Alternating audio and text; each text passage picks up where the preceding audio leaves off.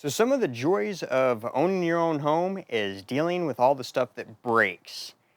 And then you have to decide whether you want to fix it yourself or pay somebody to do it for you. That's what this channel is all about, and in this video, it's no different. We are having some plumbing problems with our kitchen sink. We've had them intermittently off and on, so I'm trying to address this a little bit more long term. And I'm going to take you over and show you what we got going on. So right on the inside of this window right here is our kitchen sink. And we've been having some drain issues. They've been intermittent, get them taken care of, and then they come back a little while later, and it's never drained all that great.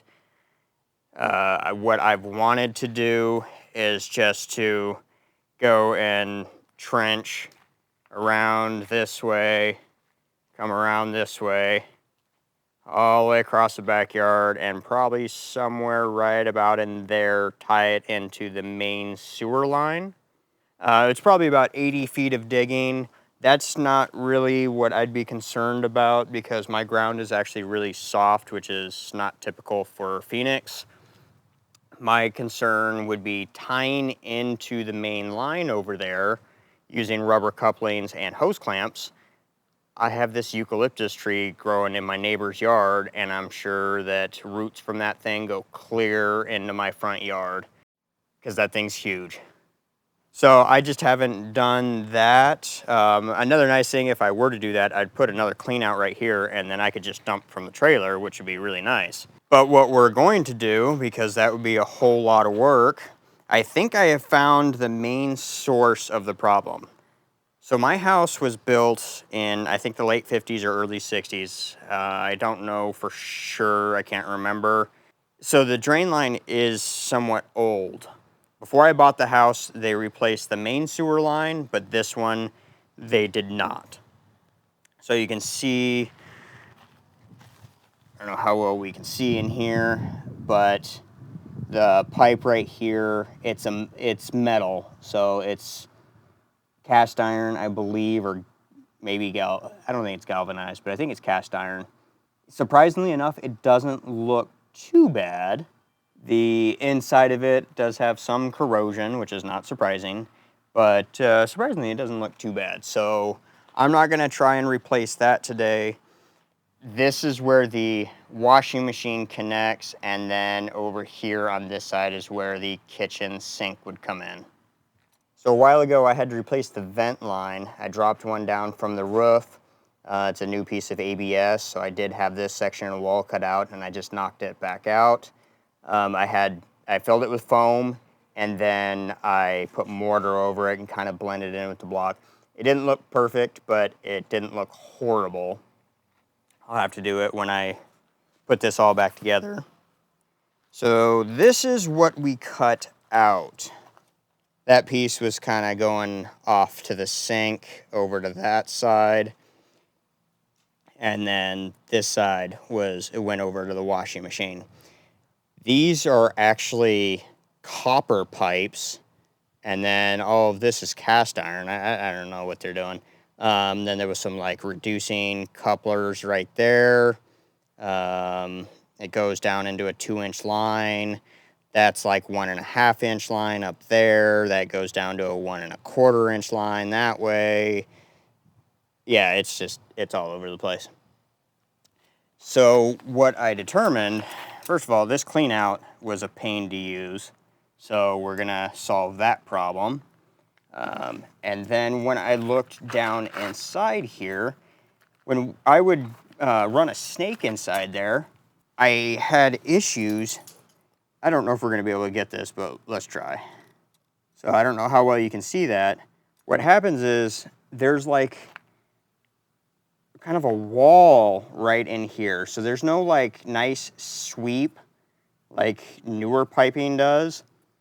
It's like literally a really hard wall on either side of this. And then there's like a tiny opening right at the bottom.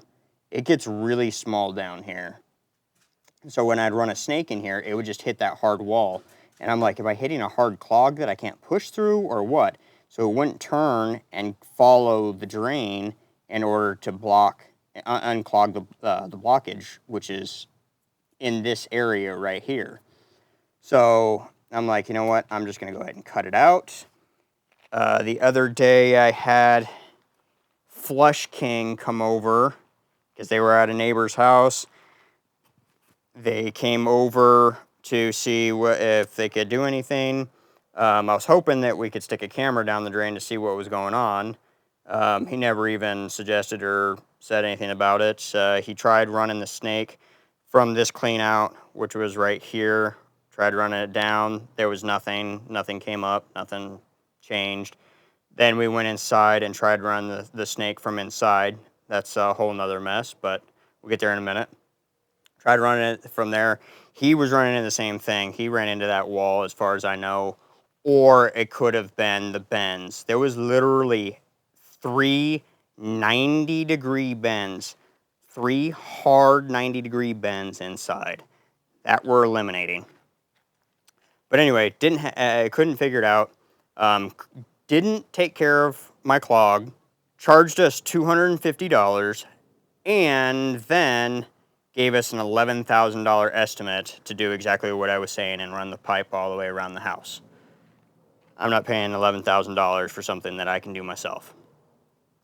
So let's go inside and kind of show you that mess just a little bit. Okay, so here's our kitchen on the inside of that window.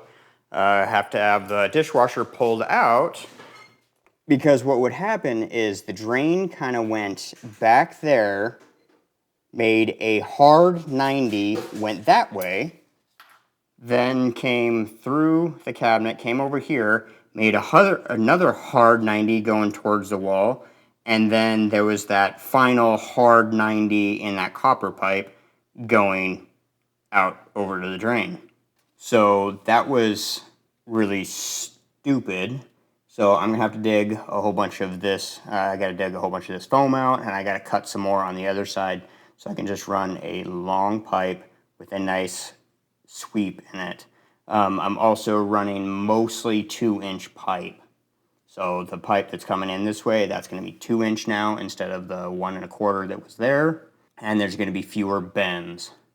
And since I have the dishwasher pulled out, I'm going to be dealing with all of that mess, and I'm going to be dealing with stuff underneath the counter.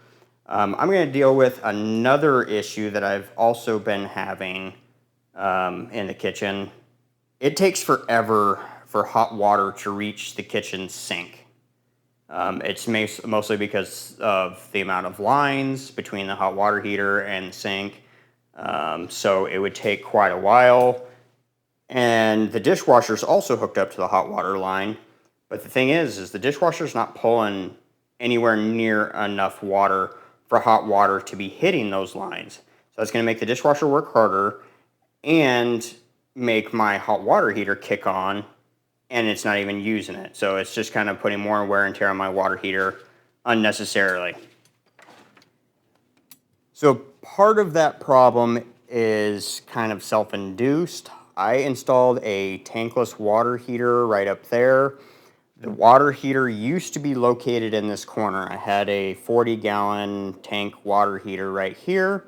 Those are the water lines that go into the house from the water heater.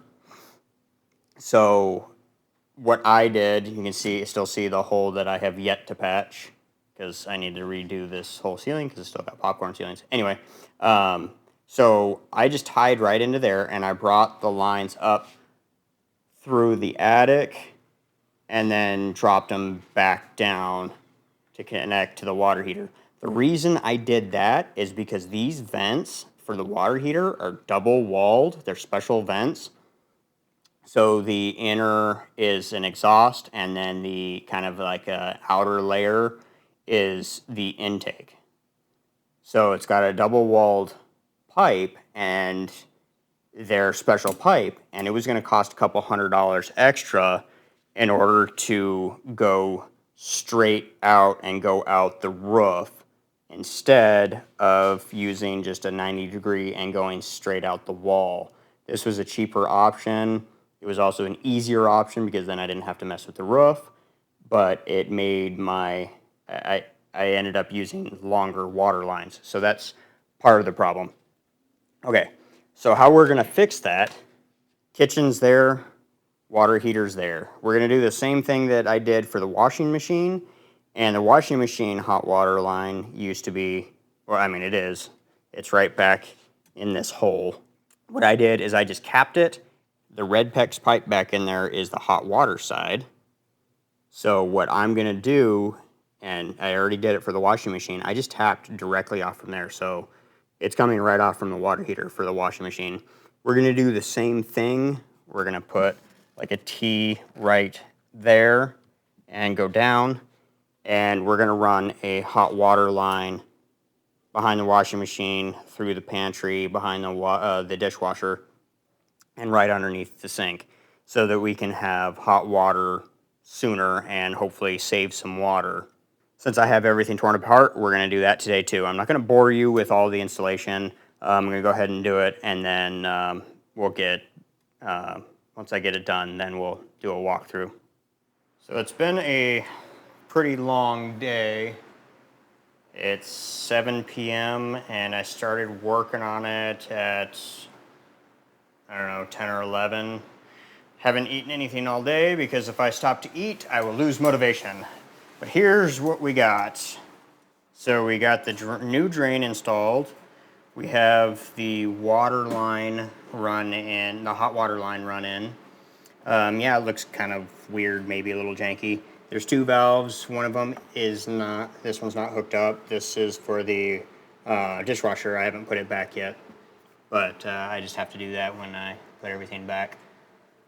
The other valve is for the sink. I wanted them on separate valves instead of one valve with a kind of a splitter. I wanted to do it this way.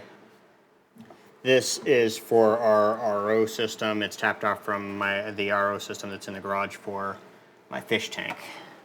And then that's the tank for it. But we got a new drain in. It goes, that's a 2-inch pipe right back in there. So it's nice and big, at least for a sink. There's a decent amount of water damage in the bottom, so I'm probably gonna have to cut that out and replace it. Over here on the dishwasher side, I did start putting some foam in there to seal up the hole so it wasn't just open to the outside. And then again, there's the new hot water line. It's running behind the cabinets, through the pantry. That's a block wall right there, so I couldn't exactly run it inside the wall, but we can't see it anyway. So this ended up taking considerably longer because the valves on the water heater failed. So when I went to go and tap into the line, let's see if we can light that up back there. So that the tiny little 1/2-inch line is now tapped in right below the water heater, but those valves failed on me, so my girlfriend had to run to Lowe's and grab some new ones. Otherwise, we were going to be without hot water, and I couldn't finish this. So that ended up taking a couple extra hours in order to get those out. Because as you can see, it's kind of tucked back into a hole, and it's not easy to get to. My own fault, but that's because I put a couple of shelves in here. All right, so this is what it looks like on the outside. Nice and cleaned up. And I also put a clean out that'll be sticking out of the wall once I get this sealed up. You can see I already put some of the foam in there, and I also put some in there to close it up so that it wouldn't leak into the house, or there wouldn't be a hole into the house for bugs to come in and out of. So, and then I just used the rest of the can in some of the other areas. I'll fill the rest of this with foam, and then I will cover it with mortar. Now when you're putting the foam in, be careful, because if you put too much in, it's just all gonna run out. So you gotta do a little bit at a time. So I can't just fill this entire hole up. Otherwise I'm gonna have a big mess to clean up.